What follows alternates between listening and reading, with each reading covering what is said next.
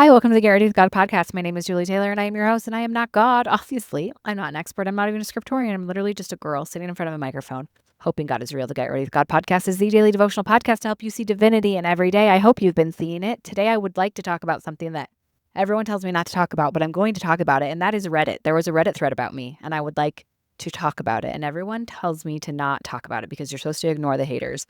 But here's the thing. It's part of a bigger conversation, and this is why I'm going to bring it up. And by the way, the only way that I know about it is that a friend called me and said, hey, there's a Reddit thread about you. And the only reason that I want to tell you about it is because this person pretends to be your friend, and they're the one who posted it. And I think that you need to know that this person is like betraying you on the internet. So it took me on a journey. And actually, I was pretty unaffected by like knowing there was a Reddit thread about me. I was shocked as to what the topic was. I always thought it would be like calling me fat, annoying, or critiquing something about like my religion or showing up in a faith space, because those are like usually what people hate on me for. It was none of those things. It was actually criticizing how I grieve my dead child, which is pretty low to do. But beautifully, the rest of the thread was people defending me, and then the original poster took it down. And that is my story on Reddit. I've been on Reddit before. I'm not going to make a habit of checking Reddit. I'm never actually going to check it. And I definitely am not going to use this podcast as like a call and response to bring up every time that I'm on Reddit. I can hope that if my book is successful, like if you have haters, it's a certain level of success. So if there are no haters, it's probably just because I'm not successful enough. So it's all fine. I'm only bringing this up because it's part of a bigger conversation in that what are you doing with your energy? And I am not here genuinely. I really am not even like here to be like, shame on Redditors. What I thought is I completely understand the appeal of Reddit and things like Reddit. I can see the slippery slope of you just start to like, you click on a thread and then you read a little bit and then it's funny because it's funny to make fun of people. And then you feel validated because that one person who also really triggers you on the internet also triggers 500 other people and they're hating on her. So then it's fun to read about that. And I see completely the appeal and the slippery slope that would get you sucked in. And then the habit starts. And then it builds to you're starting your own thread. And then you normalize some of the awful things that are happening over there. And it's not so hard to imagine. It's completely makes sense to me. And so I don't even want to say this with like a lot of shame of like, shame on you. How could you? I completely understand. I think the same thing happens in different ways with other things though, where it like happened to me. Like I use TikTok to dissociate genuinely, like intentionally. I use TikTok to dissociate. And it started mostly with grief when my reality was so painful. If I could scroll TikTok for a minute, it would actually like take me out of my life and my brain for a minute. And it actually was like a tool that helped me. But then that evolves into like a habit where you're just like spending time doing what, caring about what. So there's so many of these slippery slopes that can start innocently enough, but then they become bigger problems in our lives. And when I look at like our energy and our attention is our most prized commodity, but it's also the one that people are fighting for the most. Netflix has been on record saying that they are in the market of like sleep is their competitor. They're not looking at Hulu. They're like, how do we beat out sleep? And so what you choose to do with your attention should be the thing you protect the very most. And yet it's the thing that we consider to be free or like an endless supply of, and we just don't.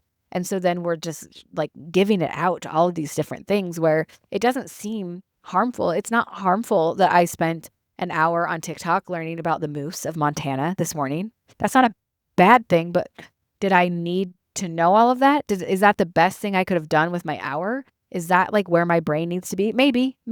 Okay. The moose one was actually like a better one. Sometimes I get sucked into like crazy stuff that definitely doesn't matter and doesn't help me in any way.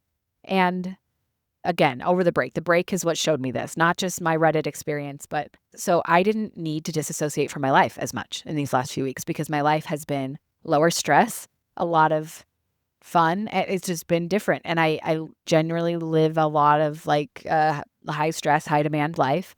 And I think that I use a lot to cope with that. And these last few weeks, I haven't had to cope in those negative ways because I haven't had as much stress and demand on me. And so it kind of showed me the difference of my brain when I'm disassociating on TikTok and when I'm not. and when I'm using whatever these harmful methods are to cope with my life versus when I'm not. And I'm telling you, my creativity is like through the roof, my peace. I haven't felt anxious. Like it's been really, really beautiful to see what happens with the space when I'm not using my attention that way, when I'm using my attention to do other things.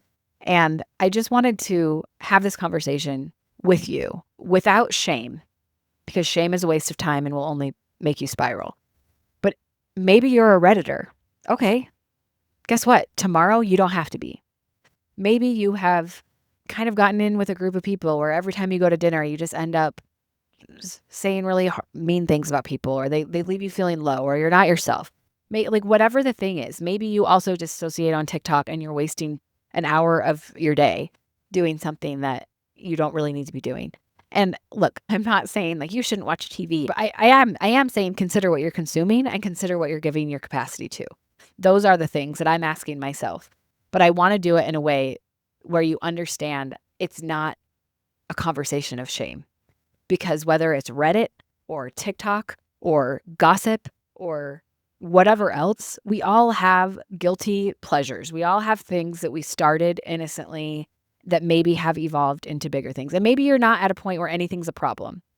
But if there is anything in your life that you've been giving your energy to and that you've been consuming that you can see, you know what, that is affecting my creative capacity. That is affecting my mental health. That is affecting my connections with people. Then like maybe let's consider changing it. And even if you have done it up until this point, tomorrow you don't have to. And this is a weird topic for this podcast, I understand, but the thing that I know is that the quickest way to disconnect from divinity is these things, because it's taking our attention somewhere else. It's taking our presence somewhere else. Like yesterday's episode, we are not present when we are doing these things. They are all distractions.